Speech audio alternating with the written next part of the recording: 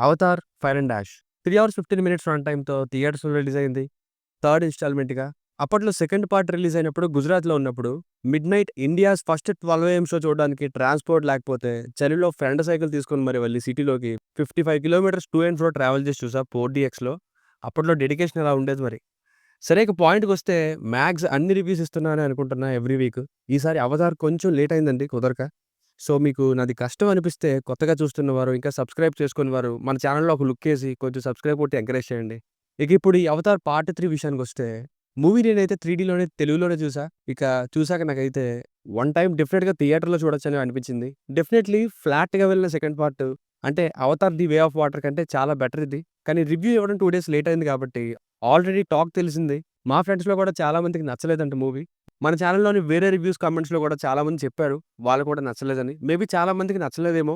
నాకైతే first 1 hour ఇంకా last 40 minutes చాలా నచ్చింది. ఆ సౌండ్ అండ్ విజువల్స్ అండ్ 3డీ ఎఫెక్ట్స్‌కి. ఆ టైంలో వచ్చే యాక్షన్ సీక్వెన్సెస్ మెయిన్‌గా సినిమా స్టార్టింగ్‌లో వచ్చే ఫస్ట్ యాక్షన్ సీన్‌కి ఇన్వాల్వ్ అయిపోయా అలా ఒక కాసేపు. ఇక మధ్యలో ఆ గంట, గంటన్నర ఏదైతే ఉందో అది ఇంకా మిక్స్‌డ్‌గా కొంచెం స్లోగా మధ్యలో ఏవో సీన్స్ మిస్ అయినట్టుగా స్లోగా అనిపించేది. కానీ అంత బ్యాడ్‌గా ఏమి అనిపించలేదు మూవీ అయితే. నిజానికి మిగతా 2 పార్ట్స్ కూడా స్టోరీ పెద్దగా ఏమి ఉండదు. అదే పండోరా మీద యుద్ధంనే. ఇక ఈ థర్డ్ పార్ట్ కూడా సేమ్ స్టోరీ. అదే విలను, అదే మనుషుల మీద దాడి. వాళ్ళేమో జంతువులతో కలిసి కాపాడుకోవడం. ఇది రిపీట్ అయిపోతుంది.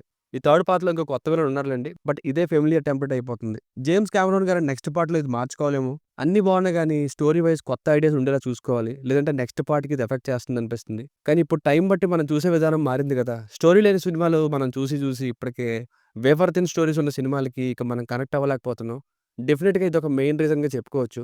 ఇంకొకటేంటంటే రన్ టైమ్. మూవీ కంప్లీట్ అయ్యాక మధ్యలో ఒక 1 అవర్ లేపేసి వీళ్ళు సేఫ్‌గా ప్రాణాలతో సర్వైవ్ అయిన తర్వాత ఒక పావుగంట డీటెయిలింగ్ ఉంచి డైరెక్ట్‌గా క్లైమాక్స్ యుద్ధం పెట్టేసినా టైట్‌గా బావుండేదనిపించింది. అప్పుడు కూడా 2 ½ అవర్స్‌లో చాలా బెటర్‌గా ఉండేది మూవీ. ఈ మధ్య ఒకటి అబ్జర్వ్ చేస్తున్నా ఎక్కువ లెంత్ ఉన్న సినిమాలకి ఎంత రన్ టైమ్ పెరిగి స్లో సీన్స్ వస్తే అది మంచి సీన్స్‌ని కూడా మర్చిపోయేలా చేసి ఓవరాల్ సినిమా మీద ఒపీనియన్ మార్చేస్తుంది. ఇందులో కూడా సింపుల్ స్టోరీనే. సెకండ్ పార్ట్‌లో కొడుకు చనిపోతాడు. ఇక ఈ పార్ట్ 3లో తర్వాత ఎప్పట్లానే పండోరాకి వచ్చే ప్రమాదం నుండి మిగతా ఫ్యామిలీని జేక్ సల్లి కాపాడుకోవడం. అందులోనూ ఆ స్పైడర్ అనే పిల్లాడు మాస్క్ లేకుండా ఆక్సిజన్ పీల్చుకోగలగడం వలన అదే ఎలాగో తెలిసిపోతే మరింత ప్రమాదం కలుగుతుంది ఆ గ్రహానికని మళ్ళీ వే ఆఫ్ వాటర్‌లోని జంతువులతో కలిసి మనుషులకి ఎలా ఎదురెళ్లారన్నది అదే స్టోరీ. ఇక కామెంట్స్‌లో కూడా ఎవరో అడిగారు పిల్లల్ని సినిమాకి తీసుకెళ్ళొచ్చా అని. తీసుకెళ్ళొచ్చండి. పిల్లలకి స్టోరీ వీటితో ఏం సంబంధం ఉండదు కదా! విజువల్స్‌కి కనెక్ట్ అవుతారు. ఇక ఫ్యామిలీతో చూడొచ్చా లేదని మాట్లాడుకుంటే ఒక దగ్గర లిప్ కిస్ ఉంది. అదొక్కటి తప్పితే మిగతాదంతా చూడొచ్చు. పార్ట్ 1, 2 చూడని వారు కూడా ఈ పార్ట్ 3ని డైరెక్ట్‌గా చూసేలా స్టార్ట్ అయింది మూవీ.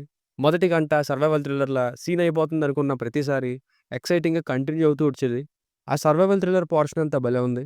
ఎక్కడ మోడరేట్‌గా స్లోగా మారిందంటే వే ఆఫ్ వాటర్ నుండి ఫైర్ అండ్ డాష్‌లోకి మారేటప్పుడు. కొన్ని చోట్ల క్లారిటీ ఉండదు. అంటే ఇప్పుడు ఇదంతా ఎందుకు జరుగుతుంది అన్నట్టు ఉంటుంది. మధ్యలో ఏమైనా కట్ అయిపోయిందా అని డౌట్ వచ్చేలా. కానీ ఎప్పుడైతే ముందు ముందు అసలు విషయాన్ని చెప్తారో ఓహ్! ఇందుకా ఇదంతా జరిగింది అనేలా ఉంటుంది. సో, అదేంటో ముందుగా అర్థం కాక ఎటు వెళ్తుందనేలా మారింది ఆ మధ్యలోనే ఒక గంట. ఇక performances wise all good. Especially 'fire and డాష్‌లో' 'యాష్' తెగలో ఆ లేడీ విలన్ ఎవరో కానీ యాక్టింగ్‌తో కోపం తెప్పించేవారు. భలే యాక్ట్ చేశారు.